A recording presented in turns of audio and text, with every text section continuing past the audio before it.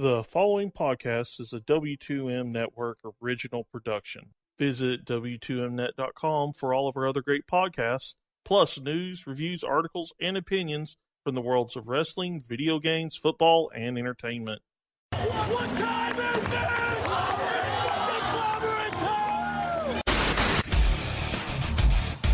it? Ladies and gentlemen, the Undisputed Era has arrived.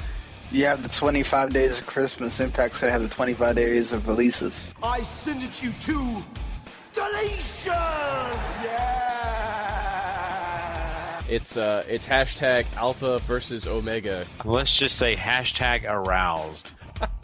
No, you're going to step in that ring, and you're going to be looking at me eye to eye, and you're going to realize you ain't got a chance. Thank God we don't have to talk about it anymore, because she got that cancer out of there. Sean stole my answer. I'm just glad we don't have to talk about this anymore. And that's not an insult. That is just a fact of life. Dakota, after what Shayna did to you out there, can we get an update on your condition? I mean, what do you want to know? It sucks and it hurts. I don't know what Shayna's trying to prove. I mean, she wants to be this dominant force, but she's just coming across as a bully. And to be honest, I don't know what's wrong with my arm. I mean, we're going to get some x-rays and see, but it hurts, and it can't be good. So...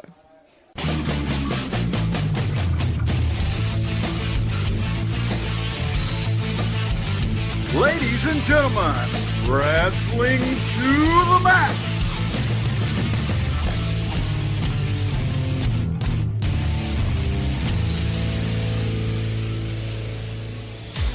And your hosts, Gary Vaughan, Sean Garmer, and Paul Leazar.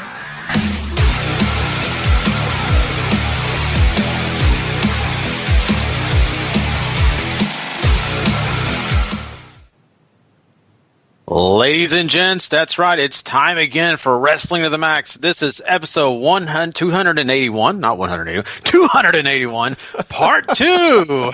That's right. I almost went back in time, but it's not time for the DeLorean. It's time to go forward, guys, and we are excited because this is a great episode. We've got lots of content to throw at you, plenty of quick hits. Trust me, the wrestling world of news blew up in our face, and we've got a lot to get through tonight. And we're also going to talk some Impact Wrestling. We got a stacked show. We're super excited about it. And hey, for everyone out there who hasn't done it already, make sure you go check us out. Everywhere we are, W2Mnet.com is a big place we are with a lot of other friends and other great podcasts. Go check out that site for all the great wrestling podcasts you can handle and a lot more over there as well. And hey, go subscribe, rate, and review over at Wrestling to the Max or the W2M Network, whatever one you choose. Make sure you go hit that subscribe button because you'll get all of our great content wherever you download podcasts from. And hey, make sure you hit that rate and review button. That also gives us a little bit of help. Let people see us out there with some exposure with those 5-star ratings you give us. And also give us your comments. We want to see what you think about the shows. And big love has to go out to 411mania.com and lastwordonprowrestling.com. Both are great supporters of ours, so let's go support them. I am your host, Gary Vaughan, and along with me is my trio's tag team partners, Mr. Paul Leazar. Heyo. And Mr. Sean Garmer. Hey, oh, man.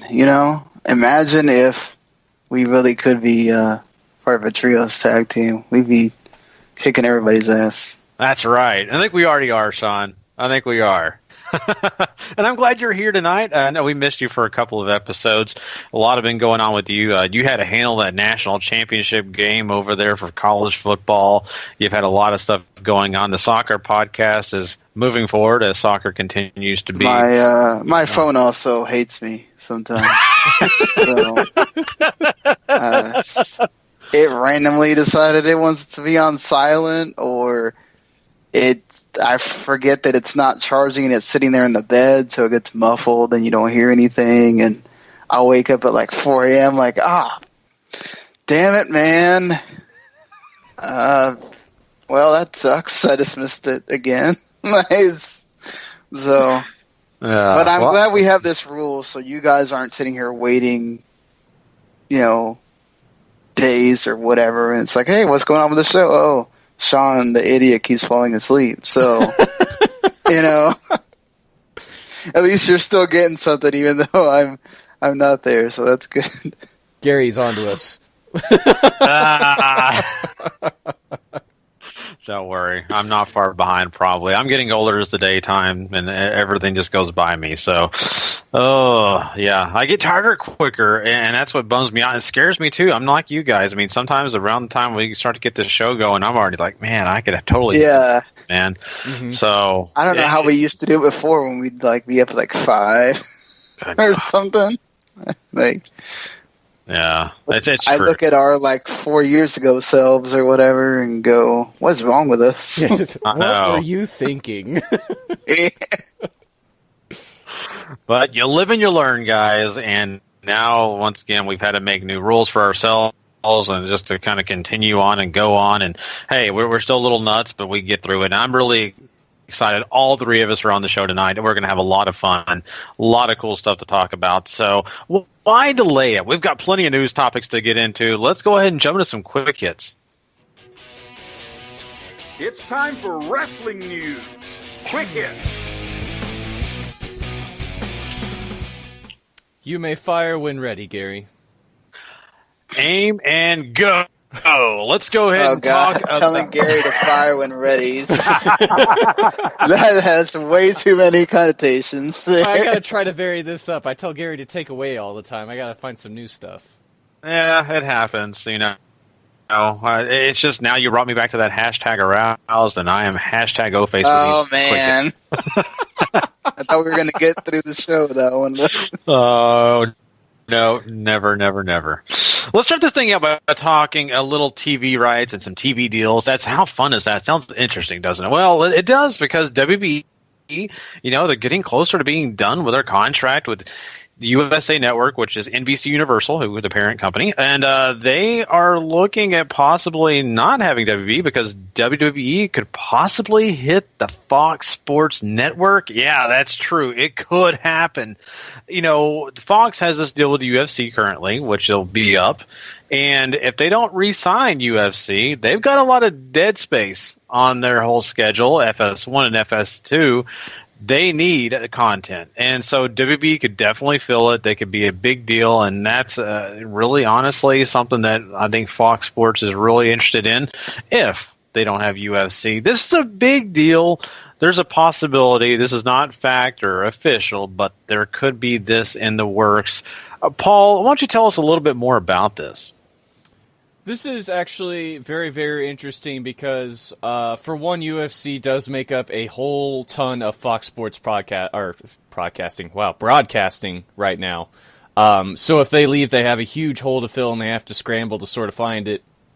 And with them making all this money off the Disney deal, with them selling off all those assets and the debt and all that stuff, they have a lot of money to work with. So there's even talks that not only would they sign WWE, but if the price is right for Vince, he might just sell the whole thing to him, or keep selling off the small pieces like he's been doing recently, or stuff like that, So not only is that all up in the air, but there's talk too that if they move to Fox, that they would air on the main Fox channel, so they would be on non-cable. They would be on Channel 4.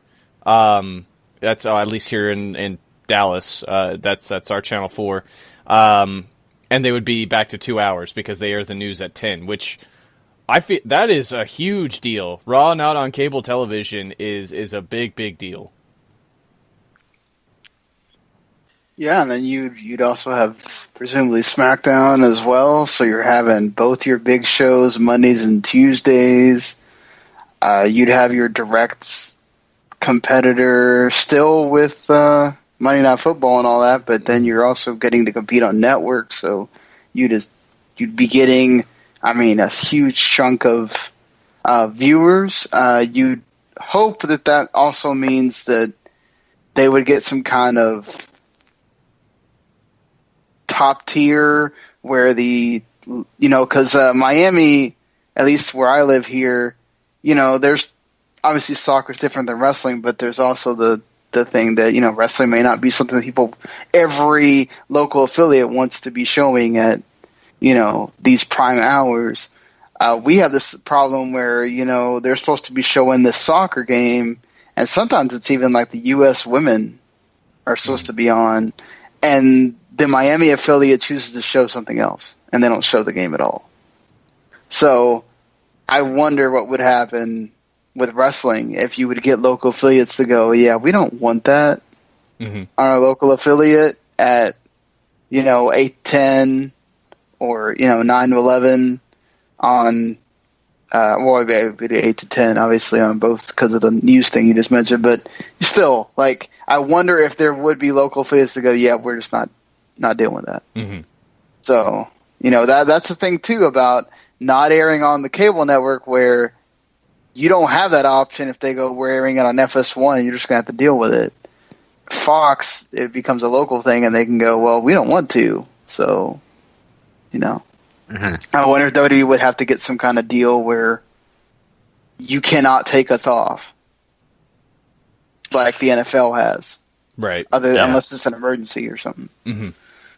I would think the same thing. For this to work, I feel like it would have to be that exact situation, because if you start giving people the option to take wrestling off, I mean, you could see a lot of local areas or people in charge of TV stations around the country. Oh, well, I don't know. Wrestling isn't really that grand. Let's go ahead and play something else that we really feel is more important.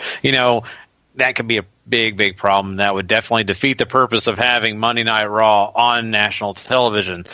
I think, though, that we'll have a situation where they will be in play. They'll have to be played every Monday night, and that will be huge competition for Monday Night Football. And the reason I say that, a lot of people have cut the cord. And, yes, you can go find the streaming broadcast of Monday Night Football on your computer without owning ESPN, purchasing it through an app or any other way. Well, then you can't even watch it on your phone unless you have Verizon. So... yeah, because of the NFL's deal. So you can only watch it either on your computer or on your TV. So that gives you even more reason to watch it without the cord. Yeah, exactly. But, my point being, though, is, I mean, anybody who cuts the cord, the antenna or whatever they have, they can always get Monday Night Raw easy. They don't have to purchase ESPN, no matter how it is, through cable or through the app or whatever. And so that, once again, is something that would be really wise. It would be something that would really be in people's face, and maybe make people start to watch wrestling a little bit more. It's local, right? They can always watch it. They don't have to worry about USA or whatever. So, for also Hulu, we know Hulu does a lot of the Fox programming as well. They do WWE programming, but they don't do Raw unless it's 2 hours. And now with this situation, they can play the entire show. They don't do the 3-hour show like they do on cable. So I think it's really cool. I think it's something that would definitely be a big competition for Monday Night Football. Even though Monday Night Football may still edge them, I think it would be bigger competition. Now, this whole thing kind of goes back to Vince, though, right? What Vince wants to do. Vince is the money guy. He looks at how much money's going where, what's going on. And, we were talking about that Vince may sell. Paul, I mean, we're understanding that there's a small window here, but there is a possibility and something he would be more interested in when it comes to those dollar signs and why he would sell his majority stock, because he really wants to stay in control, even if he sells a lot of his stock away.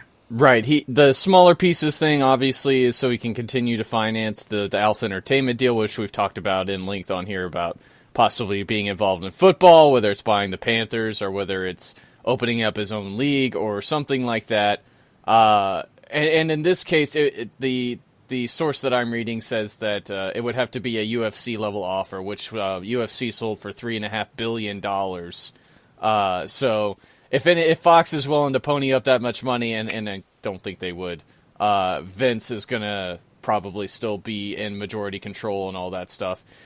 Another interesting part about this too is how this would affect the WWE network, because as I said, UFC fills up so much time across Fox Sports 1 and Fox Sports 2 that they would go to WWE for content in this situation, which means you could possibly see, obviously you'll have 205 Live over there and possibly even NXT and other stuff that you see on the network.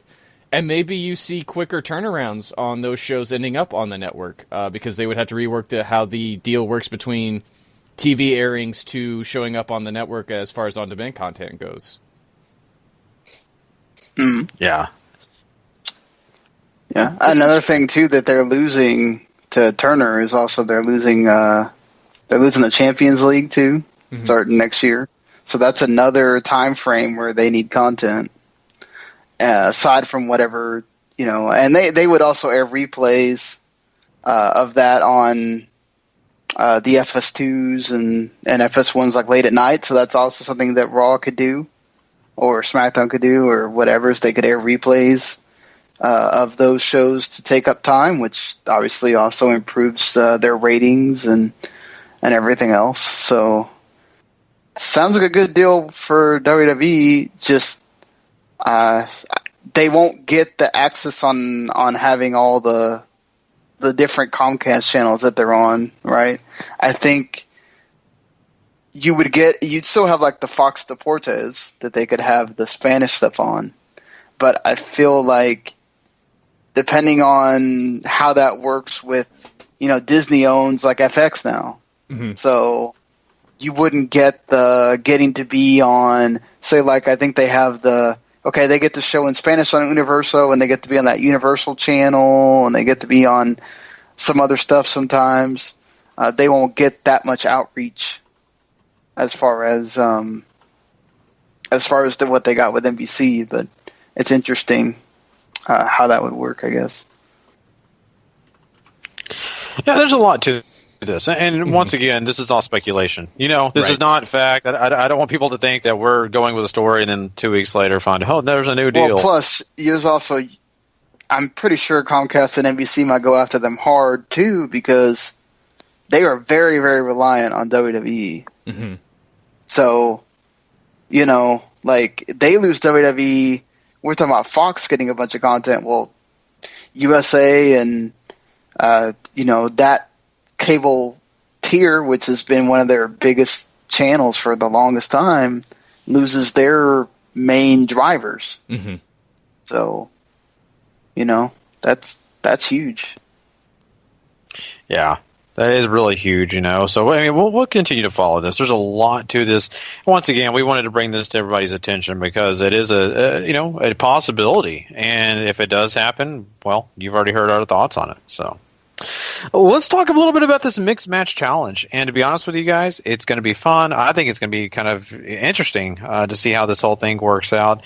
We've actually got our final bracket. It is for sure. It is in cement. So we are going to have this whole thing. I'll kind of quickly go through. We're going to have Finn Balor and Sasha Banks take on Shinsuke Nakamura and Natalya.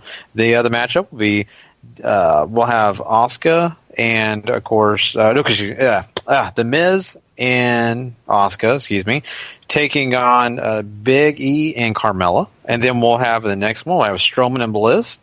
We'll have Becky Lynch and Sami Zayn. And then we'll have the next matchup will be Goldust and Alicia Fox. We'll be taking on Jimmy Uso and Naomi. We'll also have Elias and Bayley teaming up to take on Rusev and Lana. And then, of course, Apollo Crews and Nia Jax will be taking on the robed ones, Bobby Roode and Charlotte Flair. So this one is looking like it's shaking out to be fun. I'm really looking forward to this bracket and seeing who goes through. Do any of these matchups kind of stick out to you guys? Anything that you're really kind of looking forward to in this first bracket? I don't know if anything sticks out as like must watch. And to me, like I said, when we talked about this on the Tuesday show, I think this is just going to be sort of a fun thing, I'm not expecting anything huge to take place during this at all. I really think if they just go out there and have fun for 20 minutes, then it's going to be a good time. And I hope that really that gets reflected in not only the presentation, but you've seen it in sort of the segments, right? It's been fun to figure out who's going to team with who. They've been talking about, fun team names and all this other stuff. So if you just sort of keep that tone, I think you might have a real good time on your hands going forward. Yeah, I think you're right. I think it's going to be really fun, and it's going to be something that's, going to have some special moments. You can't take that away, but I think it's majority going to be about entertaining people rather than having a lot of serious storylines. Mm-hmm. Now, they want ratings for this thing. It's obvious. They want Facebook to see that what they're doing is worth something. So they're going to make this, special. They're not going to completely strip this thing and make it, Saturday morning cartoon. This is not what it's going to be. It's going to be, I think, full of great content. Now, Sean, I mean, there are some rumors going around, and one of the rumors is that we might see Asuka lose her first match in this mixed match challenge, just kind of bump the ratings up. I would hate to see that. That'd be kind of terrible to me. But what would you think, Sean, if you saw that? What's your thoughts on it? Well, I think that's kind of dumb, but I mean, we also gotta look at it from this perspective, right? Facebook Watch is not available to a lot of regions. So you're potentially putting this in a situation where you're already sectioning your audience off, or a lot of, they talk about how social media, India's like number 2 and England's in this, top tier part of it too. And I mean, so a lot of these places can't even watch the show. Mm-hmm. Through means that they can track, right? So, how much are you really going to get out of that? Yeah, you might get the attention from the Twitter crowd or something that might make them seek it out next time, but I don't know. I feel like I get that you got to do something big on these things, but I feel like that's going to wind up being such a waste too. And it's also in a tag match. Like, does that really count? Yeah, I haven't a clue. To me, I agree with you. It is a very stupid line of thinking when you could build this up into something more instead of just a temporary ratings bump for something that you don't know is going to be a success or not yet. I think you're doing this basically because Facebook approached you with a bag of money, I'm assuming, and said, hey, make something. They go, okay. So to give this away on that seems like a very bad idea. I mean, we have seen I'm right there with you guys on it, right? Because that, LeVar Ball, everything he does works right now, but he is one of those things that can show, hey, I have a show on here. It's doing some business. So that chance is there for WWE too. Just, this is a whole different ball game. This is not one of your core shows that you're putting on Facebook. Are people going to care? Mm-hmm. Yeah, it's true. I mean, we just don't know how it's going to turn out. Being on social media, it's definitely going to get some hits. People are going to be paying attention to it. But, having someone in Asuka's position lose on it just does not do her any favors. I don't care what kind of ratings you're going to get out of this. And I just think it honestly doesn't make a lot of sense. It just, to me, does not feel right. And I think you guys are completely right on that. So, but I'm still, once again, looking forward to the mixed match challenge and everything it's going to offer us. I wanted to mention something really quickly here because we haven't talked about it in a while, and it's something that I think does need to be noted. David Otunga, the last time I think we spoke on it, he was going to be charged or possibly charged for domestic violence, and Jennifer Hudson was claiming a lot of things about him. Well, we are getting word he is not getting charged. So just want to throw some things out there to kind of let people know it is official that he is not getting charged. He, allegedly did these things, so we didn't say he did or didn't. But it's kind of interesting, this whole story. And I mean, Sean, as we see, celebrities get lots of leeway or they don't. It's one or the other. There's no in between. So right now, Jennifer Hudson, I think, is ready to move past this possibly, and sure, David Otunga is too. I'm sure he is. Being implicated in something like that is big deal right now. Considering in other wrestling circles, this is still being talked about, and it got blown up again today. So, it's let's hope that this really stays on we're not going to charge him. This is not going to be a thing, and we can move on, because that really would stink for him to come back to WWE and then, he's gone again from WWE because of something like this, where we've seen WWE has no tolerance for that. So, yeah, I'm the same way. It's great news for him, obviously. Like I said, hopefully there's this is all true. Like, there is nothing to find here, as the police report has said. So, because God knows we don't need another police incident with them covering something up in relation to to stuff like this. Yeah, for sure. I just we have to mention it. I wouldn't mention it if it wasn't relating to a guy like David Otunga, who we've talked about quite a bit in the past, and well, him being put in a bad light and being kind of cleared of it. That's at least better news than reporting the other. Mm-hmm. Getting charged, it kind of sucks for him. So, whatever. At least he's doing his thing. Let's move on, though, past all that. Let's talk about something else that's a big bummer, and that's that we recently found out that Samoa Joe was injured on this past week's Raw. He got a foot injury. A lot of people are kind of speculating that it's plantar fasciitis, which is terrible. It's like having needles in the bottom of your feet, and that's a terrible thing, and we see plenty of athletes get put on the shelf for quite a while for this. It's a nagging injury that really only heals if you have time off your feet. And it's going to be kind of hard for a guy like Samoa Joe who's about to go into the Royal Rumble. So that possibly means we won't have him in the Royal Rumble, which is terrible. Oh man, I was really looking forward to Samoa Joe and all that. Mm-hmm. So that really sucks. That's a huge bummer. And we may not even see Paige. Paige is still not really cleared to get back in the ring, so she could be missing out on the Women's Royal Rumble. These are two, I think, major hits to those Rumbles, Paul. Yeah, I mean, we talked about this on Raw. Joe coming out with all that fire, talking about him targeting John Cena primarily in that Royal Rumble had us all kinds of giddy, and that has seemingly flown out the window in a matter of hours, so that's very depressing. Not to mention, I mean, we're all Joe fans here. I'm pretty sure I can feel safe in making that assumption, and anytime this guy isn't on TV, Raw's a little lesser for it, if you ask me. And, Paige, if she wasn't looked at as being one of the favorites to win that Rumble, just due to the whole Absolution storyline, even though it's sort of taking a hit in light of, quote-unquote, making history again, her being out of it surely is going to shake up a lot of plans they might have had for that match too. So who knows with Paige? That one I would say is probably more day by day than Joe is right now, who, like you said, has to probably stay off his feet for a couple of months. Yeah, this sucks always to have to lose somebody as big as Joe, which whether he's going to win or not is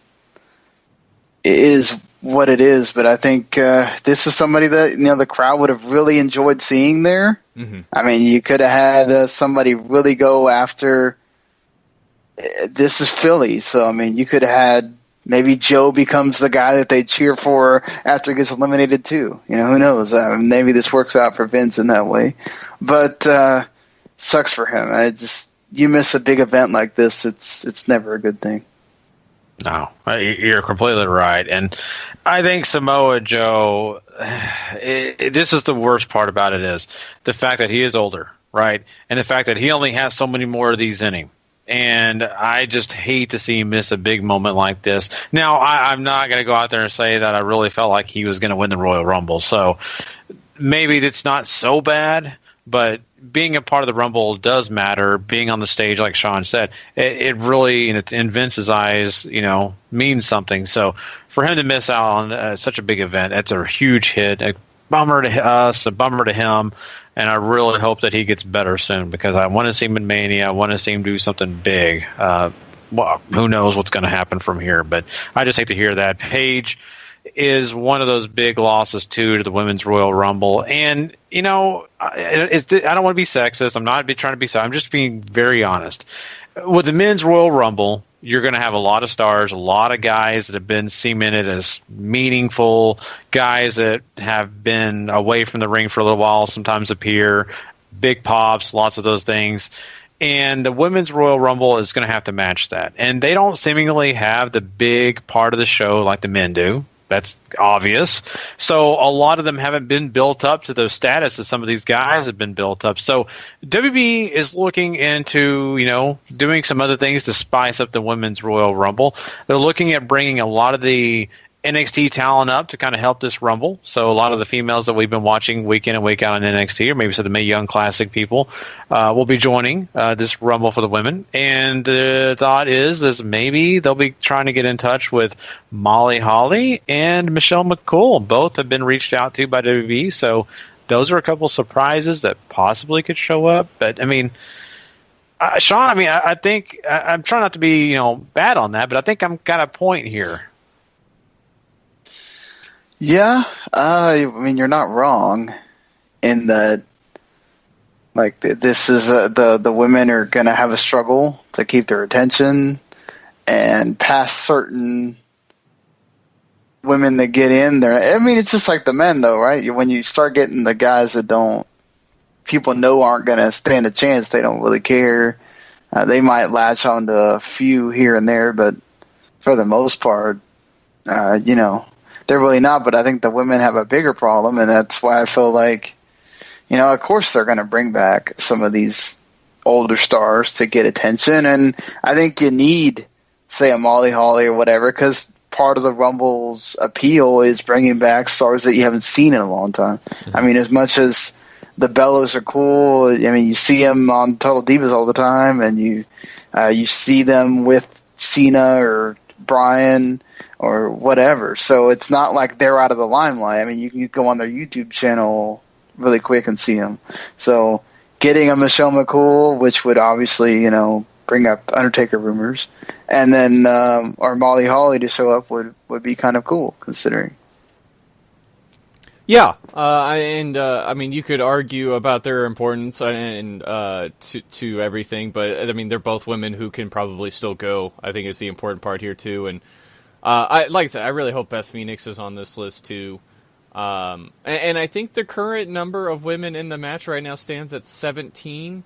So they still have some room, even though all of SmackDown's entrants are done as per the last episode of SmackDown. Raw might still have a few up their sleeves. So who knows about all that too? But there's also talks that you can expect 9 women from NXT to show up in this Rumble as well. So, that's really cool too, and as you said, you talk about lulls and stuff like that, and they might have the advantage of being in Philly with this, but some of the women in NXT might not have the name value that you're sort of expecting, so that's sort of more dead air. I think you probably are worrying about there. Yeah, possibly. But when the Bella Twins show up, of course, they'll probably announce theirs at Raw 25, the 25th anniversary for Raw. Mm-hmm. Both Bella Twins announcing themselves as participants in this. It won't be a big surprise as it would, but it makes you also wonder if they're going to help any with that. Because, let's be honest, we're not just giant fans of the Bella Twins, but they do have a lot of the female fans behind them. Mm-hmm. And, so that could help. But who knows? I mean, I think it's going to be really interesting, too, for the fact that, being sisters, to see them help each other out in the match, things like that, twin magic and all that. So I think that there are some highlights to this, but I think it's going to be, like you said, a struggle at times, because I think the crowd's going to be like, well, who is this? Who is that? I don't know the NXT star. I don't even watch NXT. That's the problem you're going to deal with a little bit if they have 9 different contestants in that Rumble from NXT, right? Mm-hmm. So it may be a challenge, but I think it's still going to be something special. I think people are going to be introduced to some people that maybe they haven't seen, some young ladies that I really think that it could show them why they should be watching NXT, I'm hoping. That's one thing I really do hope. I hope that it's part of this whole factor. So you guys have mentioned it. Trish Stratus would be another one to be great to see, right? I mean, that'd be a lot of fun to see her come back. We've kind of seen Lita do it, but Trish Stratus has, some name value that I think would be a big part of this show if she was able to come back. I honestly think they might be a little silly if they haven't invited Trish, even though I know she's still got a baby at home. I mean, if you can't get her out there, then I understand, but you got to try with all your might, I think, to get her in this at least. Mm-hmm. I agree with you wholeheartedly.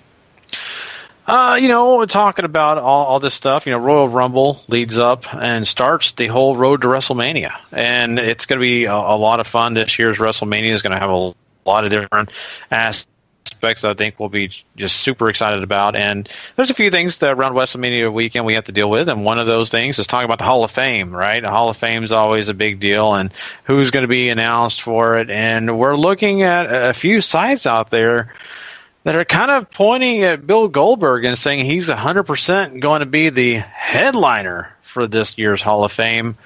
I've always been a Goldberg guy. I'm totally on board with that. I have no problems with it. I know he's a WCW guy, but I still think he matters. They're obviously willing to let him beat Brock Lesnar at some point, so I think that they still care about him.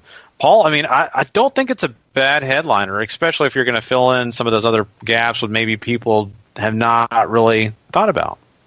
Yeah, it makes a lot of sense. I mean, obviously, the recent title run's going to help out with the newer fans, and for the older fans who still have all those fond memories of him crushing people in WCW, I mean, it's going to be a good time all the way around. So, I don't have a problem with this either. I mean, you could maybe look at his WWE career and go, really? But, I mean, his impact on wrestling still felt to this day, so absolutely deserves this.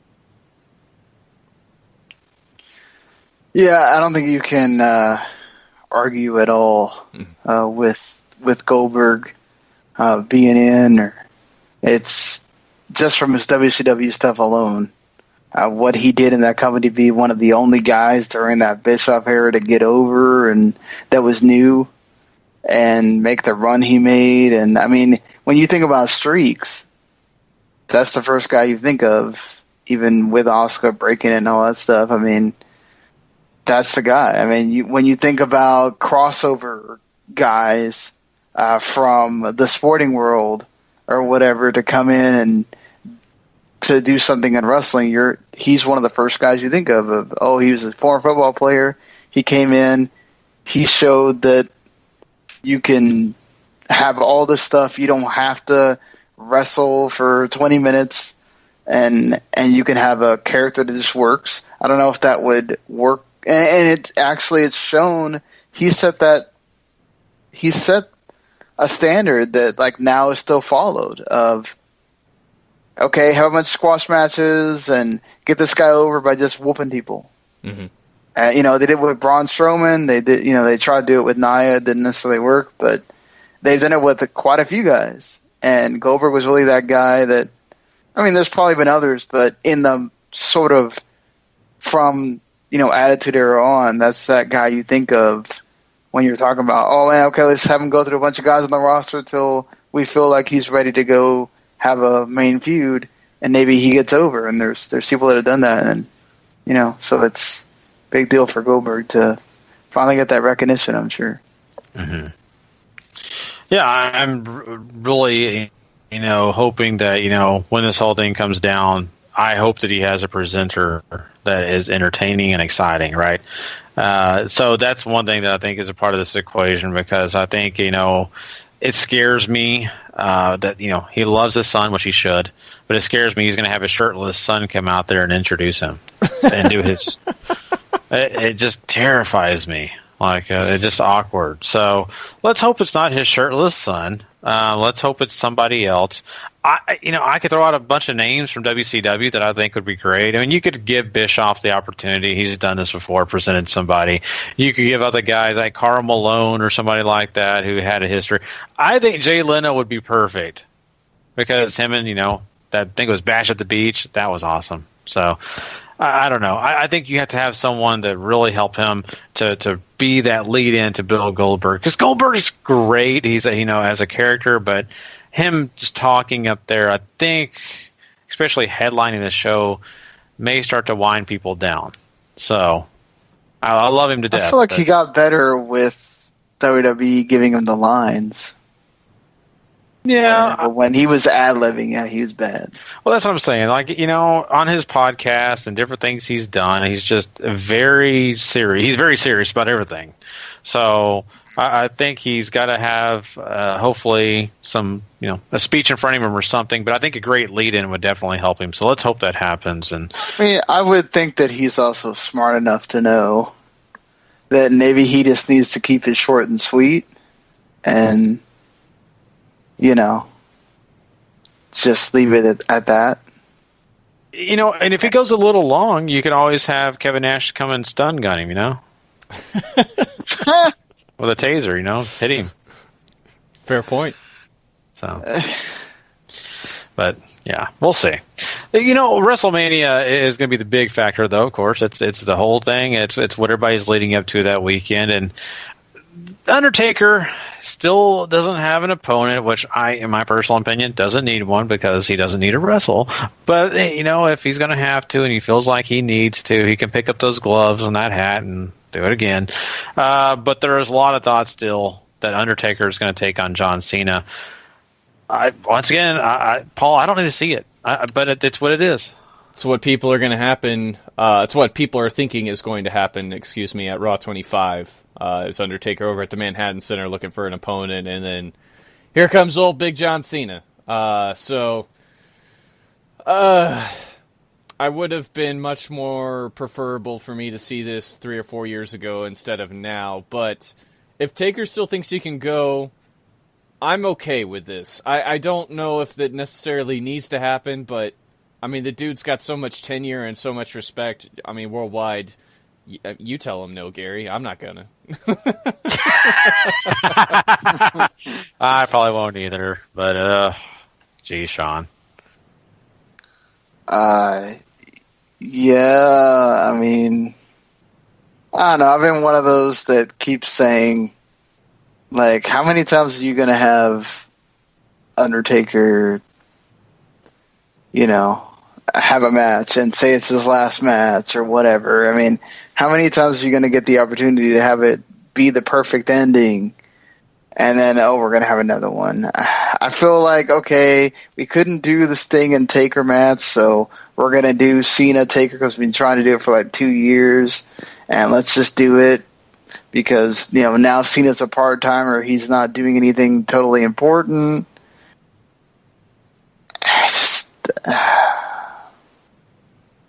I don't know.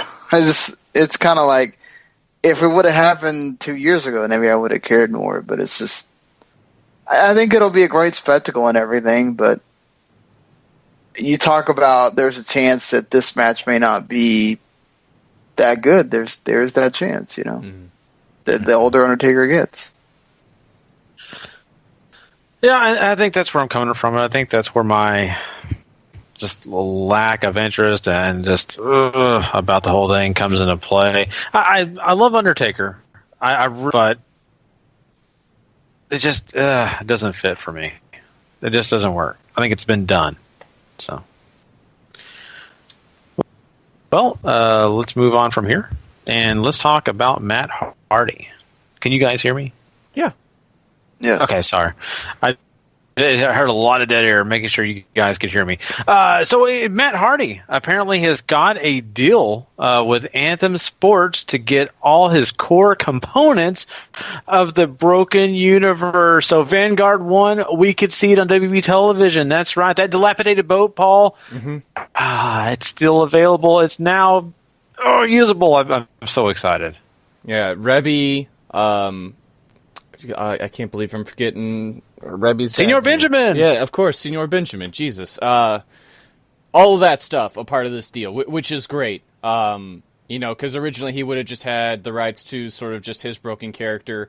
That's sort of all been reached out now. I would assume Jeff also can be Brother Nero again whenever he comes back, if they so choose to go that route. But this is great news. Even if it's just sort of a WrestleMania deal where he's got the whole kit and caboodle out there, I think that would be awesome. Yeah, God, this is what we've been waiting for, right? For him to have the whole shebang out there. I wonder if WWE would be okay. I still don't know if WWE would be okay with him having Maxwell out there. But so Shane can go out there having with his kids, but Matt can't. Shane is different, though. Shane's a McMahon. I get it, but that's where you call BS. Yeah, I know. I agree with you. That's what you call BS. But I wonder. I think it's gonna be funny just to see Revy on WWE TV. Is she gonna say something that they go, well, maybe we don't put her on TV anymore, Matt? Mm-hmm. That was the one shot you had. As long as they can make this work, and if they can get some kind of a semblance of getting all the characters together and getting to do the vignettes again with everybody and everything else, I will be happy. I just want to see it work for him in WWE just because that's what he kind of came over for. So Yeah. I don't know why, but at WrestleMania, I really want to see Matt Hardy just paddle the dilapidated boat down to the ring. Just down that big old long ramp. Just paddling on down there. Yeah. Yes, that would be... Oh, man. Oh, God. It just dreams. I could sit here and dream all night about the things they could do. But, yeah, I mean, I'm excited about seeing this and seeing where they go now. Me and Paul kind of go back and forth on this every Monday night when we do the Raw review. I want to see it all now, and Paul has explained to me, you got to let it give time. You got to give it some time. You can't be impatient, right? So, in time. Yeah, if they give you the whole wad at the beginning, it's going to run its course a lot faster. Mm-hmm.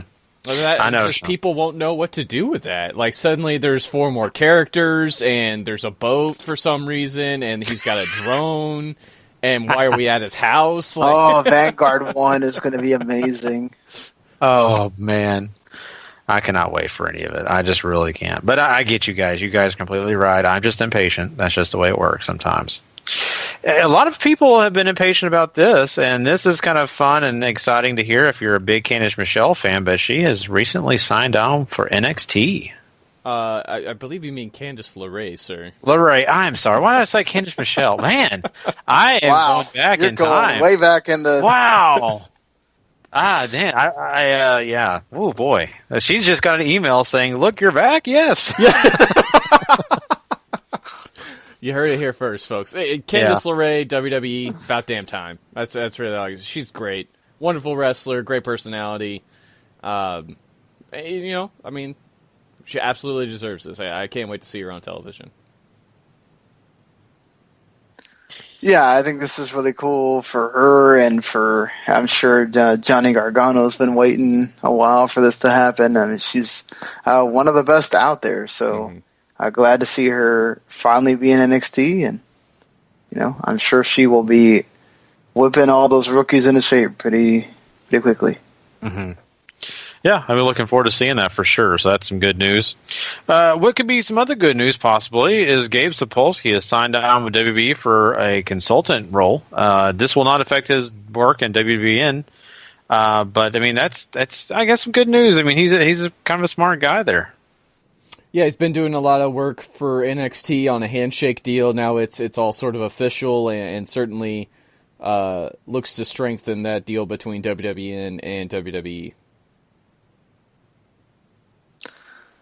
Yeah, it will be interesting to see just what exactly if that comes out at some point. Is he consulting for? Is he consulting on storylines? Is he just consulting around the Performance Center for something? Just don't be for talent relations. We're good, Gabe. We'll leave that to the people that deal with that much better. Oh man, very true, Sean. Very true. But yeah, that's at least some interesting news there. One other thing that I really am kind of interested about is this news that came out recently that at Supercard of Honor, that's right, the big Ring of Honor show that happens at WrestleMania weekend, could have another giant match, and this giant match could be Kenny Omega versus Cody. Now that's a pretty big matchup, Sean. I think that would be something that would definitely get people in the building. Yeah, especially if they keep playing that storyline out on that New Japan TV and ROH and everything else. I mean, they build that up really well, just like they teased it at New Year Dash. I think we'll have a match that people are going to be interested in. I think just the moment that Bullet Club just boils over, that's all you need to put on there, and I think you're going to get people in the building. Yeah, we'll have to find another hashtag for this, but certainly hashtag Bullet Club explodes, tying all the way back to the WrestleMania 5 stuff. It could be fun. I'm really looking forward to this. Ring of Honor seemingly, as well as the Bullet Club, just continually trying to go out of their ways to find ways to make everything they're involved with that much more special and more successful than last year. So it's really cool to see this, and you're absolutely right, Gary. You want to talk about selling out a big building. This could do it.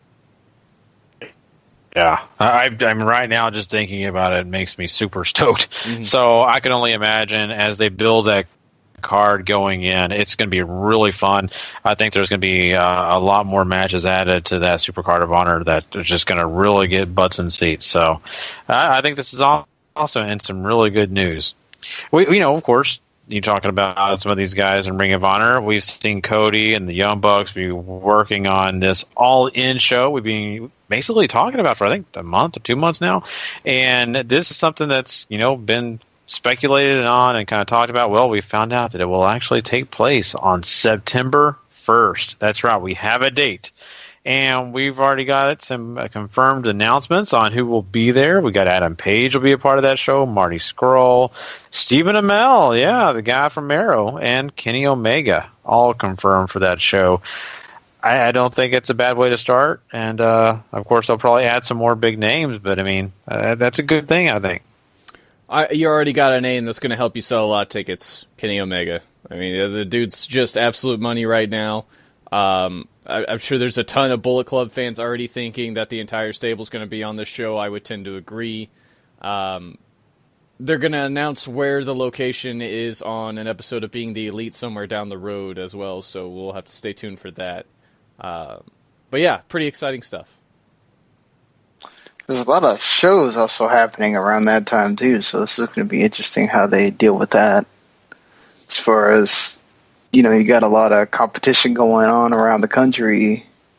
Is that going to affect how well this sells and fans having to decide which show they want to go to and all that kind of stuff? It's interesting times for them, but I imagine that they're going to sell really well for like the first 5,000, and then that second 5,000 is going to be the difficult part for them. So right, bring in more guys like Kenny Omega and that people want to see.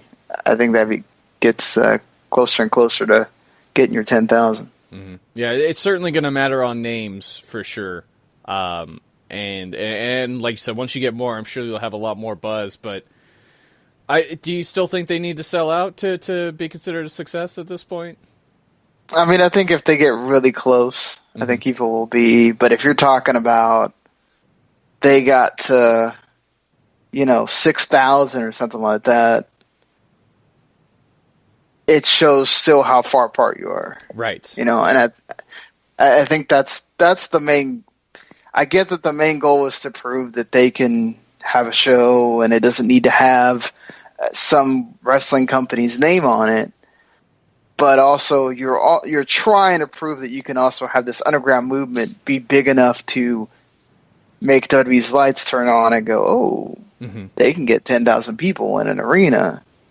Okay, might want to figure out how to do something about that. But I mean, I don't know exactly what they could do, but just saying. I mean, next time you might have a NXT show or WWE show run at the same day or in the weekend or whatever, and that means they're paying attention, which means you're getting on the map more, and that only helps those companies that are involved with that talent. So right.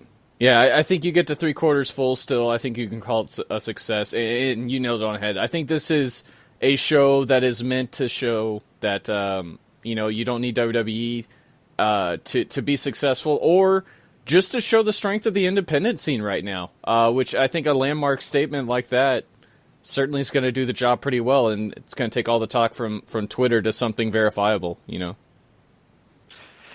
Yeah, and I think you guys are completely right about everything you've said. And all I'm going to say is if I had anything to do with this, and if the Young Bucks would allow me, I would produce a nice little segment, just a quick video for the internet, for Twitter, for wherever, and the video would be mid-show. We would have all the numbers of how many people showed up in attendance, and once we announced it, I would have Tommy Dreamer standing there and announce the number, whatever it may be, and it's a very successful number, and then he just looks at it and says, WB, there you go. The independents matter. Suck it. Just very monotone, just very Tommy Dreamer. Just deadpan delivery. Suck it. Yeah. Just deadpan, suck it. I think it's gold. So, Yeah, we'll have to see what happens. But I think this is a big statement, like you guys just mentioned, for the independent scene. And hey, I hope it succeeds. I really do. I'll see it do as much as it can for us to cover this more once we get more understanding of who's going to be on the card and all that. So let's jump into something else really quickly here. Kenny Omega has signed on for New Japan for another year. So we're going to get some more big matches coming out of New Japan with Kenny Omega, Sean. I think that's a cool deal, and I know Kenny Omega is excited. Well, yeah. I mean, anytime they can keep Kenny Omega around to do more great business for them, it's net for everybody. And look, he's doing wonderful things with that U.S. title. I feel like Omega is going to start rivaling the talk about, what Nakamura did for the IC title, if he can keep that going. So the longer you keep him around, the more that can be a thing. If, the New Japan makes the inroads in the U.S. that they want to make, and Kenny Omega is that, fire starter for that, then that's a huge thing he can put on his mantle to say, like, I really took a Japanese company, made them big in the U.S., and that's what I wanted to do. Yeah, basically, we could put any and all Royal Rumble and WrestleMania rumors to bed for Kenny Omega until 2019. So, good news there. Yeah, that's what they say right now. Well, I feel like we're going to be doing this every year. Like, maybe it'll be this year. Nope, he got signed again. Yeah. Omega watch every year. Yeah. Scrolling across the screen every 5 minutes. Nope, still New Japan. Still. But no, I mean, it's really cool, and I think New Japan definitely is going to be just at the top notch as they can be with Kenny Omega on the roster. And, saying that, they're going to be doing some other big things. They're going to be taking a trip to Australia. That's right. They'll be going in mid-February, doing a tour there. They'll be touring, of course, for 4 shows. We'll have them in Melbourne. We'll have them in Adelaide. We'll also have them in Sydney, along with Perth. So that should be really fun. Australia is a pretty great, scene for wrestling right now. That they're really, interested and really excited about what's going on in the world of wrestling. So New Japan going there is, to me, really smart. Yeah, we've seen New Japan look elsewhere besides the U.S. as far as expansion goes, and that's Australia and New Zealand, who... at least Australia does. I'm not dead sure about New Zealand, but they have growing scenes there that New Japan's looking to capitalize on, and this is part of it. That we saw the first step last year with Okada participating in a match over there at Melbourne Championship Wrestling. So it's nice to see that growth and just New Japan looking to find as many different avenues as possible to get a foothold in. Yeah, I mean, we've heard them talk about this already before. Fall A has tried to make some inroads there various times, especially in New Zealand, and them going to Australia, I think, is also part of that. This is great for them. They need to make as many different population centers for their fandom as they can.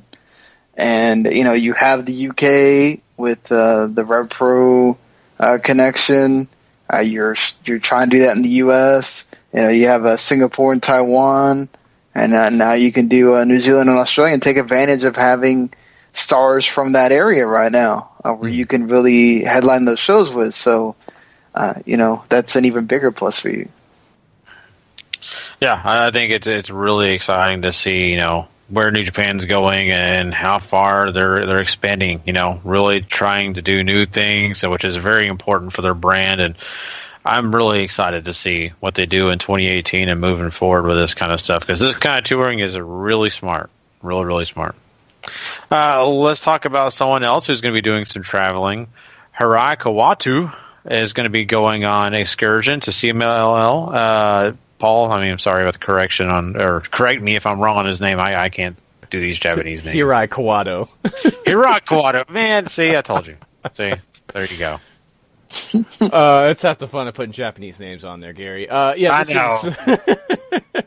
He's going on excursion to CMLL after the Fantastica Mania tour finishes up on the 22nd.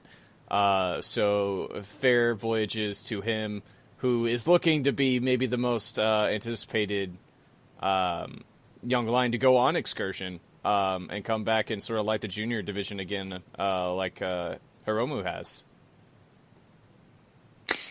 Yeah, I mean, I feel like, we've seen CMLL do wonders for Hiromu, and to a certain extent, Sho and Yo as well. So, Hirai Kawato getting to go over there now is just another great guy getting to be in CMLL, hone the craft and come back and, hopefully light that junior division on fire. Get it going.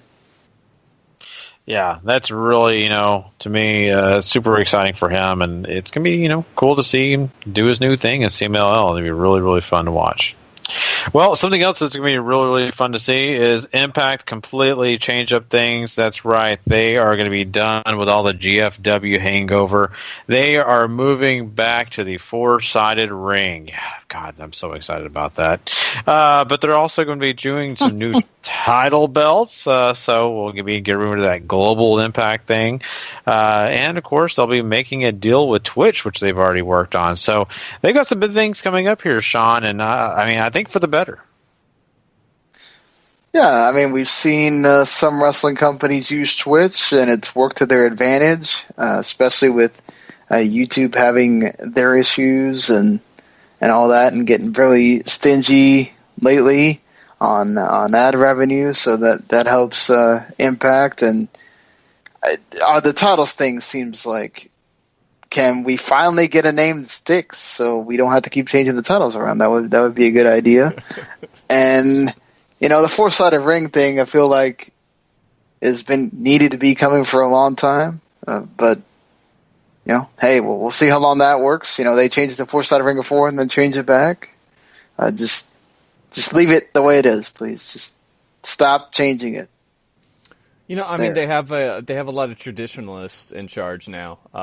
So I don't wager, unless we have another major shakeup to Impact Wrestling's infrastructure, that they'll change back this excited ring.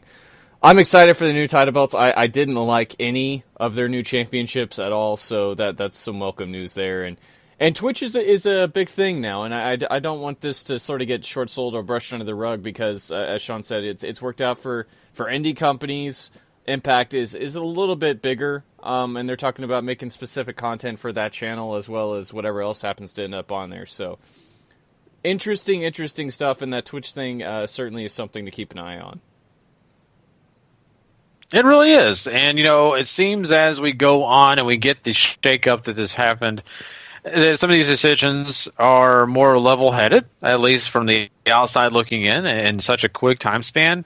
But I think at least they're positive changes, and I think they're changes we're all excited about rather than dealing with some of the things we've been sick over. I'm just happy we got some things changing up there. Talking about their roster, they're still kind of churning it, and things are kind of coming into play where they're getting rid of some stars or gaining some stars. And as we speak at this moment, because this keeps changing, one episode is this, the next episode we do, it's that. Laurel Van Ness, as we sit here, is apparently not going to stick around as long as we thought. We thought she was going to end her contract out and then move on to another promotion. Well, as of the end of these tapings that have been airing, we are no longer going to see her on Impact Wrestling. She'll be done with the company. So who knows what happened backstage or what discussions were made. But, yeah, Laurel Van Ness is going to be done pretty soon with Impact. I mean, Paul, it's really interesting for the fact that, like we've seen, she's the Impact Women's Champion. Mm-hmm. What do you feel about, of course, that means she's going to lose it. That's obvious. But how do you feel about them losing her?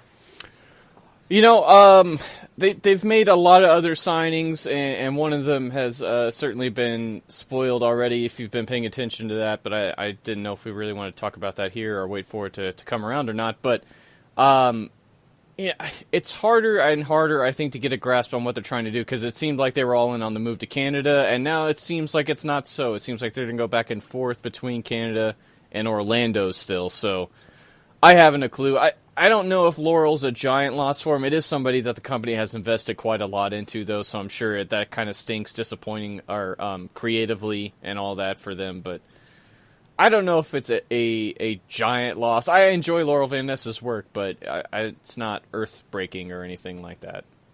Mm-hmm. Yeah, it's not earth-breaking at all. So, I mean, somebody being done with Impact is like, all right, they're done with Impact. We're good. Did anybody really care? We'll move on to the, like, it's like they lose so many people, and then they will go and sign like 5 people at the same time. So it's just kind of like, all right, Mm-hmm. I wonder if it's supposed to be coming like that tree that falls in the forest kind of thing with Impact. Oh man, if you can't bury somebody, Sean just did it. But that's funny. No, it's true though. It really is. I'm not discrediting what you said because it is kind of the truth. And I'm fighting myself. I so badly want to get into this spoiler that Paul's talking about because it's almost like I just want to talk about. I don't know. Maybe I shouldn't. Maybe we shouldn't break that because if people are watching Impact, I mean, we can. It's everywhere.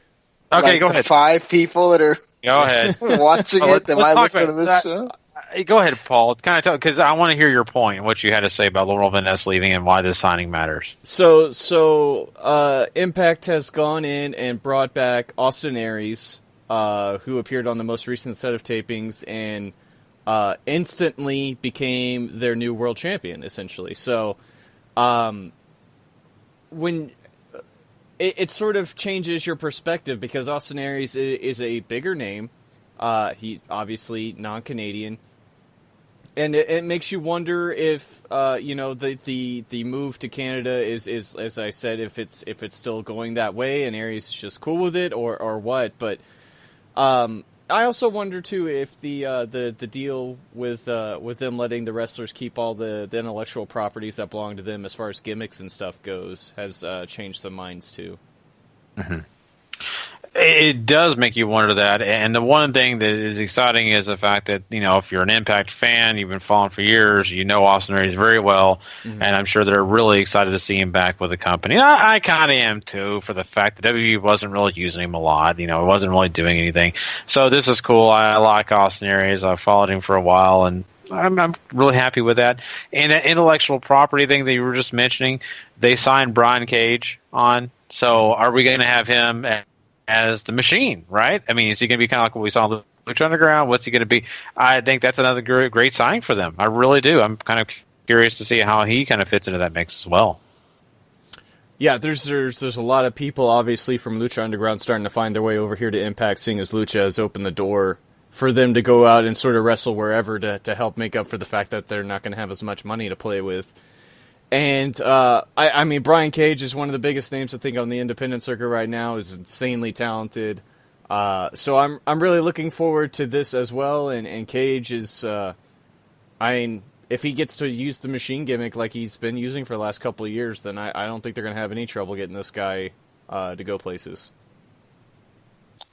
No, he's a big dude who can fly around and do some, and, throw you around. I don't think that's going to take very long for him to get over there at all. I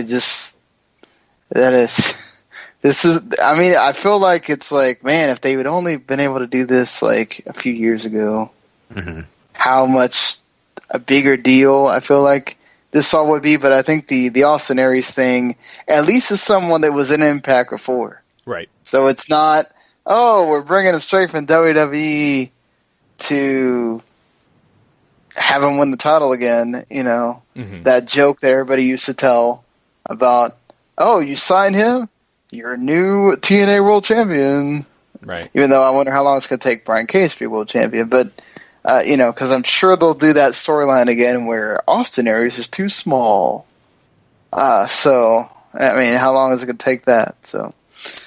I just hope Lashley sticks around long enough to wrestle Brian Cage. That's really something that just immediately popped to mind whenever this signing happened. We need it. Yeah. I would love to see it too. And another big guy that's returning to Impact is Tyrus. So he's deciding to join back now that there is new management, and I don't blame him because I think the management that they got in place will probably actually use him besides him standing around and looking pretty.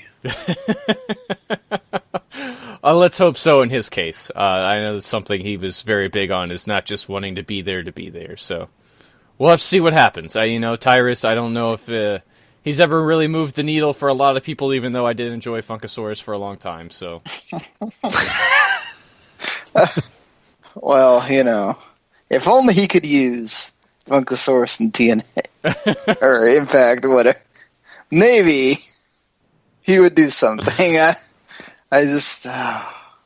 feel bad for the dude. He's actually really smart, and he's the dude is just it just doesn't work for him when he's just let me be super serious and I'm the bodyguard and.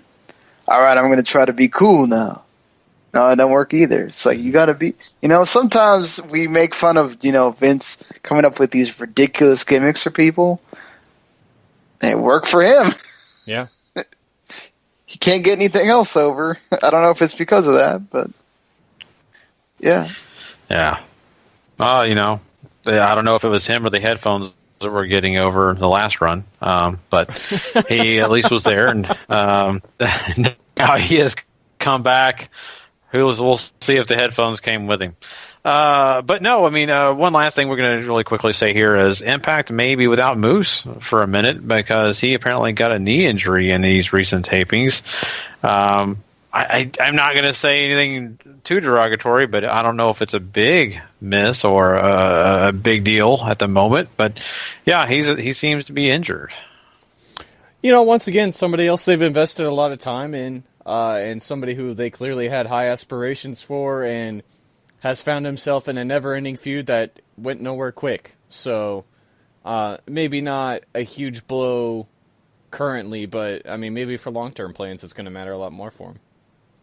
Mm-hmm. Yeah, so we'll have to see. I know Moose is, definitely somebody I think they're interested in keeping around, someone that they want to do some big things with. But at the moment, especially with this injury, it's going to halt some of those things. So we'll continue to follow him and hope things get better for him. So, but yes, that is quick hits. Oh, yeah, not yet. Sorry, I forgot about this and added it. There's a lot of rumors floating around that Billy Corgan is negotiating with TBS to bring NWA back on as a weekly TV series for that network. And now Billy Corgan is working with Impact, too, to produce an empty arena match at the Impact Zone sometime soon with Tim Storm. And I think it's Josephus is how you pronounce his name. As far as all that continuing to build on their YouTube and social media presence, the 10 Pounds of Gold show. So... the TBS thing could be a big deal if that comes around. Wow. I never thought I would see it again. Mm-hmm. Mm-hmm. Wow. That's kind of cool news. And I am very interested. Very interested. I don't know, Sean, I don't know if you are, but I think that'd be kind of fun to see. Yeah, it would be cool to have wrestling back on TBS and to get more wrestling on TV, never a bad thing. Hey, if it can make NWA relevant, they're already doing a really good job of keeping themselves relevant with their, news stories and interesting way that they're promoting NWA again and everything. So, I think you got to give props to Billy Corgan for that. And look, you know what? He just had a big deal with Impact. They had the court case, all that. I don't know if it's Impact approaching him or him approaching Impact. But you got to give him props for saying, look, I'm not going to hold a grudge. Mm-hmm. I'm just out here to make sure that my show gets some pub out of this. And, hey, good on him. Whether it's an empty arena match, maybe it doesn't get shown on Impact TV at all. Maybe it does. But, again, we're good for Impact to get, working with more companies. Not bad for them right now. They need anything they can to get themselves where people care, and maybe this might. Mm-hmm. Yeah, the NWA's been doing the same. CZW, they've been working with Championship Wrestling from Hollywood, too, and now Impact. They just keep adding promotions they're working with, too. Yeah, maybe they'll work with New Japan again. Maybe so. Yeah, that'd be fun. I hope ICW's in the mix, too. So, But yeah, I mean, there's lots of cool things going on with them, and I'm really excited to see this stuff kind of come to fruition. Let's see what happens. Now we are hopefully, I think we're done with quick hits. Okay, so sorry, and of course, we are going to talk some Impact Wrestling still, but we got to talk about this week's TV taping. So we're going to jump into that right now, guys.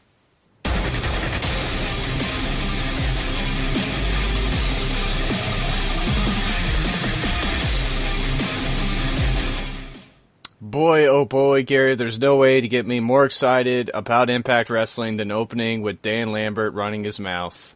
Oh, God. There's, right there hovering over the delete button on my TV, and I'm like, no, I got to watch it. I got the show to do. Got it. And I got close a couple of times, but no, I watched it. So Lambert's out here with Lashley. They have a moment of silence for the dearly departed James Storm. And how he's lost his job, and he's been here since day one, and sort of smugly rubbing it all in everybody's face that's there. And so this allows him to introduce the newest member of American Top Team, which is KM, and sort of upsets Lashley by saying that KM did what you couldn't do, and that was keep Storm down. So this leads to KM and Lashley having some back and forth here. KM says he's proved himself, and Lashley just continually looks unimpressed. But here comes Moose, looking to sort of get some revenge, I guess, for his fallen friend now. And Moose gets taken out eventually by Lashley after he makes the save for KM, and this brings out Eddie Edwards, and it's just all sort of chaos, and you already see where this is going. Tag team match, playa. It's so much truth. I'll say this. Lambert is not really the interesting part, of course. Just throwing things out there, and I kind of tend to hear white noise as he speaks. Mm-hmm. But I think what the interesting factor here is, if there is anything interesting out of this, is that beginning feud for Lashley and KM. I think out of this whole thing, that actually does kind of make my ears kind of go up a little bit and feel like that, at least there's something that's coming out of this. Outside of that, really didn't care. I mean, it's nice that they want to continue talking about James Storm and how he's been here since day one-ish. Oh, that may be trademarked. Wrong show. I know. Sorry. a lot better stuff going on over there, I think, at least on this portion, tag team stuff. But anyway, sad to say it. I think outside of that, I just didn't care. Like I said, that's the only part I cared about. That's about it. Yeah, I will say it is really nice to see KM getting a second shot at something, because the first go around with Van Ness and Congo Kong and all that with Sienna just wasn't doing anything for anybody. So this is a story that gets a lot of time on Impact Wrestling. So seeing what he can do with this opportunity is going to be really cool. And like you said, the rest I could sort of give it. I like Eddie Edwards, but his involvement has been down recently, of course, since he's been touring with Noah. And I think the feeling about American Top Team versus Moose has been made in abundance. If you've been listening, it's something that just bores me to tears, just because it's so uninteresting. It just does nothing for me. Yeah, I agree, and hopefully we'll be getting to the point where we just get rid of this whole American Top Team thing, and it's just about Lashley, just about KM. That makes me a lot better off, at least in this, because I'm right there with you. I love KM getting his shot to kind of redo a lot of the things he was supposed to do in the beginning, and he can actually maybe start off fresh in a way. But outside of that, I just scrap the rest of it. Yeah, exactly. We cut back to the ring where EC3 is in there, issuing an open challenge for his Impact Grand Championship. This allows him to sort of run down Seidel as well, too, saying he's a choke artist and that he tries but always fails. Person accepting his challenge is P.D. Williams, and Gary, they have thrown out the round system, which I'm sure pleased you to no end. Oh my God, I was so happy to see that there was no clock on my TV screen. So happy. Yes. And guess what? The match felt like it mattered. mattered. I kind of acted like I did not know what was going to happen. Because I primarily, I didn't think that, Petey Williams was going to win the Grand Championship, especially the whole Seidel thing with EC3. But at least it brought a little bit of a suspension of disbelief. So I think it was good. A decent match, nothing just outstanding. But I think it was a good match, and I'm just overall more happy with this format. EC3 does win here by DQ after Matt Seidel comes out to attack him after PD attempts to dive to the floor and misses and ends up hurting his knee, apparently. So something in storyline to watch out for, because everything says that PD is fine after this. But there's... This is basically here just to keep Seidel and EC3 moving forward, and while that's fine, it hasn't hooked me yet. There's nothing that's really drawn me into this yet, so I really hope we have something big to sort of turn all that around. No, I agree. And, here's the thing. Matt Seidel, super great talent. In the ring, he does everything he does. Flip around, just really entertain everybody. On the mic, on that level, you're just uninspired. Like, I don't care how close his face is to the camera and how much bright lights you can shine into it as he talks. It doesn't overcome the lack of quality, I would say, on the mic, because I never can buy into what he's saying. I feel bad. I'm not trying to be hateful on purpose. I'm really not. I would say watch his WB stuff he did with him. Didn't inspire you. Didn't get you excited. He's just not that great. He really needs a manager. I'm sorry. He needs someone to speak for him, because I did not really get pumped up for EC3 versus Seidel by hearing him talk. It just didn't do anything for me. He's just a really chill dude. In general, in life, and that's very much transitioned over to his character in wrestling, and it makes him likable. But this is a story that is hanging on mostly what he does. EC3 is just playing foil here, and even his ability to try to draw this story into being something hasn't really caught on his part yet either. So, It's sort of, I don't want to call it a background feud, but it's certainly secondary to, I think, a lot of what Impact's trying to do right now. And that's a little unfortunate for both guys. It's unfortunate for both guys, but for where that title is and what that title is about, I understand it. I understand completely why. But I am happy to have EC3 back. I'll say it that way. I feel like I got him back. I feel like the last, 3 months or whatever it's been since he's held that title, he's been in the background and not really mattered. So it's good. That is for sure. This feud has certainly got him on TV more, which is great. So we cut backstage where Allie cuts a big fiery promo promising she's not weak. She's coming for Laurel Van Ness. She is going to be your next Knockouts champion. We see Alberto Patron show up. He's all pissed off too for whatever reason, probably a lot of things. Seidel says that EC3 called him out, basically, and he arrived, sent a message, and he wants EC3 to put up the title on the line in just a regular, straight-up 60-minute match without all the Grand Championship rules and all that stuff. So, once again, don't know if that necessarily draws anybody in, but if this is the change coming to the Grand Championship, then I think that's fine. Yeah, I'm right there with you, and 60-minute match, it seems like it could be a little long for those two guys, but I think, honestly, like I said, Seidel's great in the ring. He can do pretty much anything. In EC3, we've seen how much of a talent he is, so I think together they'll do a great job. I think that the match itself will be a lot of fun. I'm sorry, not a big Matt Seidel guy when it comes down the mic, and would rather just see the match. Yeah, that's fair.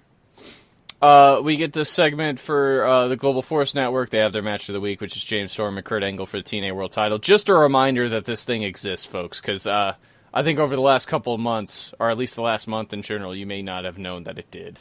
Yeah, that is very, very true. And you bring up a good point, and they need to sell it. They needed people to purchase it. Yeah. And not only that, it's always nice to have it's on Monday Night Raw every week to be on your TV, too. Yeah, I mean it's nice to give people a recommendation to go out and look for stuff too. So that's a good way to go about it. Next up, we see Laurel Van Ness take on Casey Spinelli. The more I see Spinelli, the more I like her. She's just a very likable person. I think she's a great wrestler. But she's very much here just to make sure Laurel Van Ness looks great, and she does. Laurel Van Ness takes this one with a curb stomp in the end prettier. Laurel Van Ness should, of course, but there's a reason she should be the Knockouts champion, and they did just that. But you're right, Spinelli is really interesting. I think she brings something to the table, and I think down the line we're going to see some bigger and better things. So I have no bad will or ill thoughts about her performance. I think she did just fine. Exactly. In the post-match here, too, we also see Allie run in and run Laurel Van Ness off, so clearly, as she mentioned in the promo, it's not over yet. And then we come to this segment with Eli Drake, where you have Adonis sort of hyping him up before he introduces him and all that stuff. And I think this is sort of the Drake stuff that I don't like, where he's so over the top with his gimmick to the point where you just sort of want him to go away. It's not fun. It's just lots of dummies, lots of stuff he said already. And this basically ends up with him defending the title against Alberto El Patron and Johnny Impact next week, who come down to the ring as well. End up in a big old brawl. Like I said, the Eli immediately bringing in the over-the-topness with the gimmick in a bad way really turned me off from this. You know what? I love Eli Drake, and I'm probably the only guy on this show that really is behind Eli Drake. I think a lot of him. I'm not going to say he's like, in my top 10 wrestlers or anything like that. I just like the character. I like him. But I will say you're right on this for the fact that it's been the same thing week in and week out. We talk about this with Paul Heyman on Monday Night Raw. Paul comes out and does his thing and gets it going, and it's just the same old rehash thing. So that's the same with Eli Drake. I agree with you. I wish they'd come out and do some other things, but they won't. Same with, I'll be honest with you, same with Patron. I can only hear Patron talk so many times about the same stuff. At least when Johnny Impact comes out and does it, it feels fresh because guess what? He doesn't spend a lot of time on the mic. And when he does, it's kind of a roundabout, a different way of saying what he wants to say the same 10 times. Right. So I think that just comes with experience.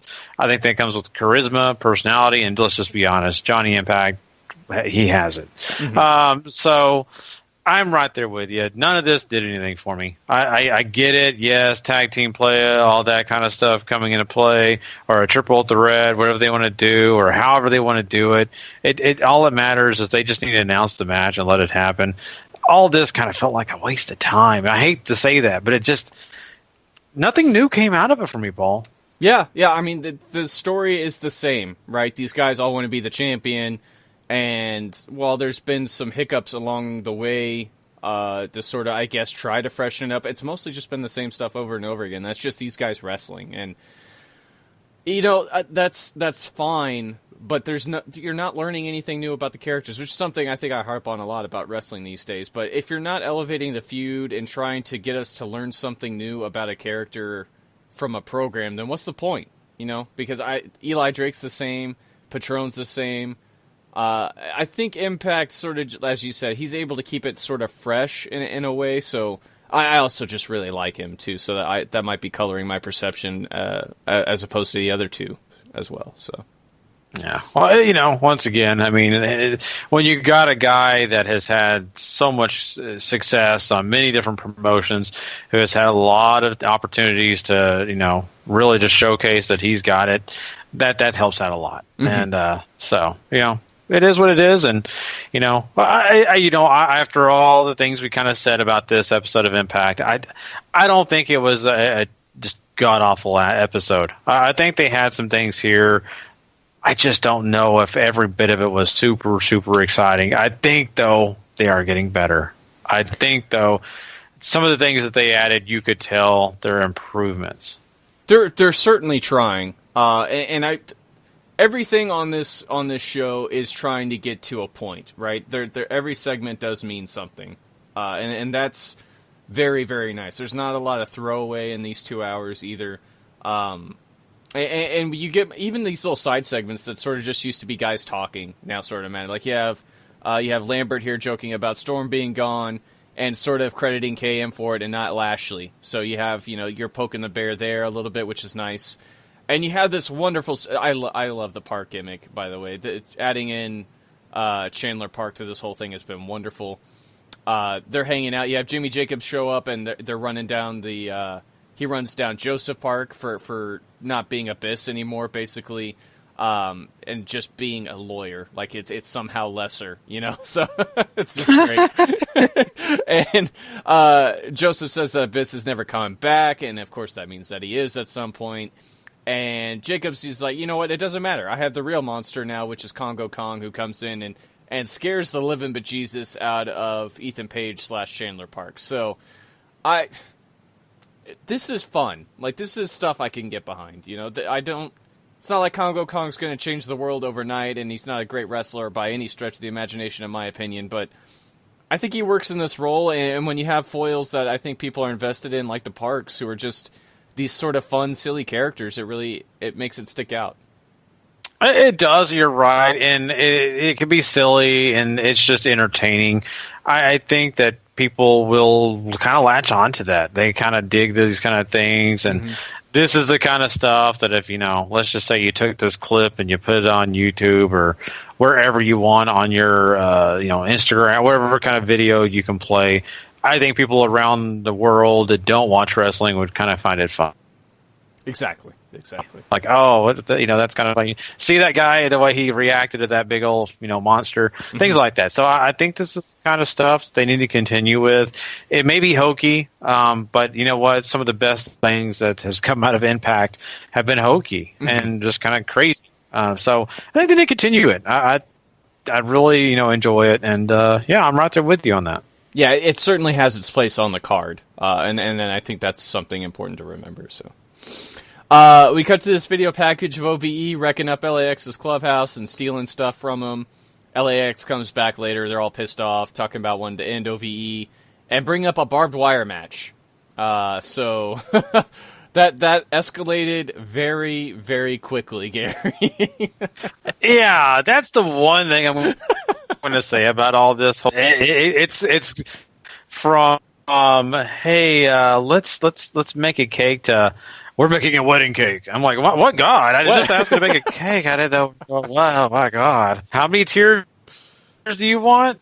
So, yeah, that's the way this is thing. This whole situation is kind of breaking down. And I think they're probably doing this for some reason. Maybe it's they don't have a lot of time to tell the story they need to tell. I don't know. But, yeah, it escalated very quickly. And I will say this. I really am digging what's going on, at least when it comes to both leaders of these factions, right? OVE, they just really are weird, strange, but at the same point, you just feel the power that they have. And then LAX coming in and Conan, the way he leads. I just think it actually is kind of interesting. I kind of want to follow it. I feel like it's a blood feud. It matters. So I'm okay with it, and I like it, I don't think I'm sold on this yet. There are parts of this that I think I've enjoyed. And if this is the sort of match that really lets both of these teams break out again and sort of feel important, then that's great. But I think the quick switch to OVE and then the failed double turn is still sort of lingering in my brain and sort of just making me go, okay, well, I really hope you guys move on soon because this is sort of starting to tire me out. I can understand that. I really can. I'll be honest with you. I'm a little underwhelmed with the fact that LAX all of a sudden lost a lot of people. It felt like they had like 120 people, and then all of a sudden it's like, hey, we've got 5 guys, I think, on our team. And then you're like, oh, okay, what happened to the rest of them? Did they like get killed in the drive-by or something? So it's weird. I'm just saying it's weird. Moving right along. I shouldn't joke about that, but I just really wonder what happened to the rest of those people. But yeah, I mean, I at least they're keeping me interested. That's all I'm going to say. As I'm interested because of these little segments that they're doing. They're not out of the ring chanting and complaining or saying the same thing. They're showing me something new every week. I want to see that. I'm down. And that's very fair. That's very fair. We have the 6-man match from the X Division here. Hakeem Zayn teaming up with the Cult of Lee, which is Trevor Lee and Caleb Conley, taking on Sanjay Dutt, Desmond Xavier, Garza Jr. This is fine. It's nothing hair-raising, exciting like you sort of want from the X Division. And you have sort of they at least set up Xavier to look strong in his coming challenge for the X Division title match because he does get the victory here with the spiral tap on Hakeem Zayn, I believe. But it's not really, I don't know if this needed 11.5 minutes, I guess is what I'm trying to get at. I don't think it needed 11.5 minutes either. I think they're really just trying to showcase these guys any way they can. I really feel like they want this division to be in the forefront at points. Really do. I think they want the X Division to be what it once was by these new guys by bringing a lot of attention to each guy during this match. And that's fair, and I can understand it. And I understand that the past success of the X Division has brought to Impact Wrestling. I don't doubt that at all. But just to me, it did kind of go on and on and on. I really felt that it could have been shorter. I hope it doesn't become a trend. That's my biggest fear, is that this becomes a trend where they stretch out these matches just to do it. I don't think that needs to be the case. The thing that made the X Division so successful was that they would let these guys go out there and sort of push boundaries. And this is just 6 guys going out there and sort of just, I don't want to say phoning it in, but it certainly does feel like some of these guys are just phoning it in. They're just out there getting their stuff in and then sort of moving on. And that's not necessarily going to bring you a whole lot of fans. It's just going to be like, oh, okay, here these guys are again. And while I like a lot of people in this match, I can't say I'm like, this is the reason I'm tuning in every week. It's give me some sizzle. Give me something crazy. I mean, not like you need to go out there and try to kill each other every week, but there's not even a lot of dives in this, dude. Like, come on. Yeah. You're not wrong on that. And, I think that's what it's kind of weird because it feels like they try to have okay, let's be honest. It feels like they entered the no-fly zone. Right, exactly. And, that guy works for a different company. So maybe those I'm just PowerPoint saying, presentations are more powerful than we imagine, Gary. I guess they translate better in Impact Wrestling. So let's just stay away from that. Let's actually get this X Division back to where it was. And I'm like Paul saying, we don't want to see them kill each other. They have to survive to the next week. But give us something that's more entertaining. Give us a little bit of something that's going to make us say, oh, my God, did you see that? And, even if it's a one spot, give us something like that to make us matter, to make us care.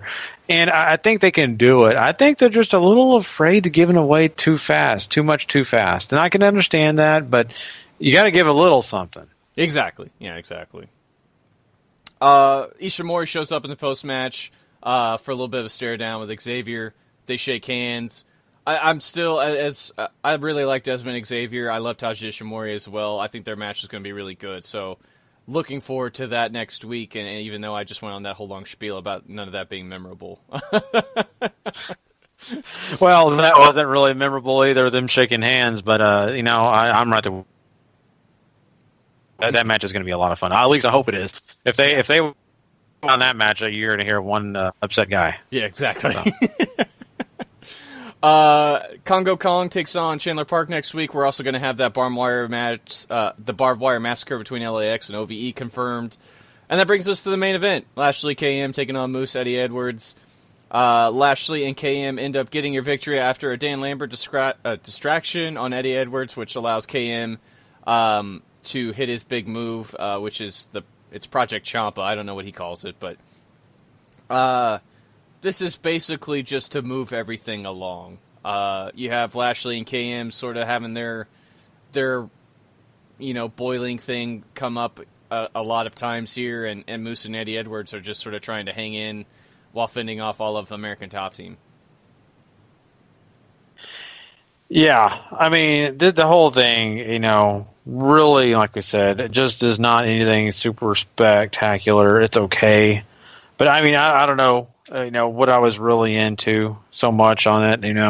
I think the America's Top Team thing, like I said, overly just puts me out of this whole thing, Paul. It's played out. It is so played out. It drags its feet too much. I guess I'll say it that way, and it brings everybody else down. Yeah. I agree with you. It's super. It's played out. It's over. It's done. They really need to tie a bow on this. And if you want this to sort of continue on with KM and Lashley, that's fine. You can at least move Moose on to something else because he's getting nothing out of this now. Like, the point was originally to show that he could hang with Lashley, and that has long since passed. Like that we're looking at that in the rearview mirror and thinking about the memories of that like 2 towns ago. So. This is something that definitely needs a change of pace. Yeah, I agree with you. It definitely does need a change of pace, and they got to get going with it. They can't delay much longer on that. I think that they really need to work on it, and it's something that to me it's really important if you want him to matter. Exactly. This is somebody who they have a lot of high aspirations for, and Moose, I think, still. So. Even though that injury aside, you're not really leaving him with a whole lot to go out on or a lot of good feelings. It's just people. Well, Moose is gone, like we talked about, like that. That sucks, but yeah. Okay. Yeah. No, and if anything else, maybe I hate to say it this way, but maybe the injury is on the note of it's something that could be a secret gift in disguise. Let's get him away from this, and then he starts fresh. And we're then all of a sudden, oh, wow, this guy's great. Right, exactly. So.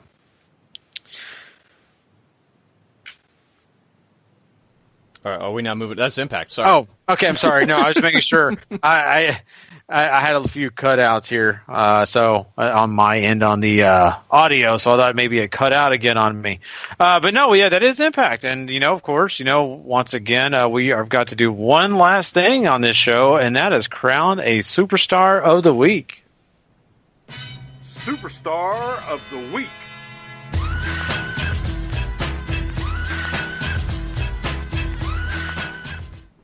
Do the thing, Gary.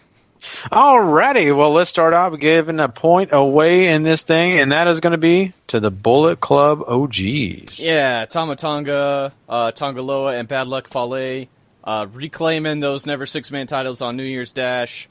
And, they were only without him without a day, but they got him back real quick, and it was a fun match to boot. Yeah, I agree. And, what's, so exciting about this is the fact that, New Year's Dash had some of these really important matches that I think were, some spectacular things taking place for them to get on their board here. So good job on them. We got 2 points heading over to Minoru Suzuki. Suzuki and his group of goons doing the beatdown on Tanahashi, winning their tag match as well in a fun little chaotic brawl, and staking his claim to Tanahashi's Intercontinental title, which we'll see go down at New Beginning. So really excited to see all that happen. Yeah, boy, it's kind of funny that the Suzuki gun really just made me thrilled. I was just having so much fun watching that beat down. So good job on them. 3 points are going to be going over to Bobby Fish and Kyle O'Reilly. Yeah, retaining their tag team titles in a really fun match against Roderick Strong and Aleister Black, and sort of continuing a lot of different feuds that those guys have been having all across NXT. For sure. So really happy for them on this one. We got 4 points going to my boy Naito. Yeah, Tetsuya Naito ends up winning the match for his team against Chaos. They all do the beatdown on those guys, setting up a whole bunch of title matches. But the big thing, the earth-shattering news is Chris Jericho, Tetsuya Naito, they're going to go one-on-one at some point after this interaction at New Year's Dash. And we got a new hashtag for it, Gary. Hashtag O-Face. Because that's what we were making. Yeah, I love it. I love my hashtag O-Face. Oh, man. And if it gets any further than that, be scared, people. Yeah. There's talks of Jericho and Okada down the line, too, now. My head just exploded. I'm sorry. Yeah, I think a lot of people's did. Yeah. Well, before I melt, 5 points are going to go to Marty Scurll. He is our superstar of the week, Paul. What a match he had with Flip Gordon this week on Ring of Honor TV. Maybe one of the best things we saw all week. Certainly was, at least in my opinion. Just a really, really great match continuing that story with Flip. But, I mean, Marty gets the win, and what a week he had, too. So, I mean, hats off to this guy. He's crushing it. Oh, definitely. And, it's kind of funny. Marty Scurll won our Superstar of the Week because just today I couldn't get the theme song out of my head. I was walking around. I went to work today going, whoop, whoop. He doesn't even have to be on shows anymore, and people are doing that. Like it's nuts how over this guy has gotten in a short period of time here stateside, if you ask me. Yeah, it's amazing, but the credit goes to him. He's done a lot to get that over and get people interested in what he's doing. So, congratulations to Marty Scurll on being our Superstar of the Week, and of course, congratulations on just getting over in general. Yeah, absolutely. Well, everyone, that is our show for tonight. We've had so much fun, a lot of great things to talk about. I mean, like I said, it seemed like the wrestling world decided to throw up a bunch of news, and we covered it all. Straight up vomited on us. But I'm glad. I love it. I love the fact that we had lots of interesting things to talk about. So, I mean, once again, we, of course, will be having some more interesting stuff to talk about this next week. So I'll be looking forward to those shows. We'll have two, of course. We'll be back with you guys. And, of course, don't forget to go check out those review shows we do every week as well. They are a lot of fun to listen to. You're not going to want to miss a minute of the action. And the way to find it is to go on W2Mnet.com. Once you go to that website, you can find everything that we do and a lot of other great wrestling shows you're not going to want to miss out on. So please go check out W2Mnet.com now if you haven't already. And go hit that subscribe button, rate and review over at Wrestling to the Max. Do that, and you can also check out the W2M Network. We'll get you every single show that the W2Mnet.com has to offer. And please, go give some love and support to 411mania.com and lastwordonprowrestling.com. Both great sites, both great supporters of ours, and we appreciate them. Besides that, we are done, and we appreciate you for joining us for another great week of Wrestling to the Max. Until next time, though, guys, if you're not living life to the max, not living life at all. You know it. Peace.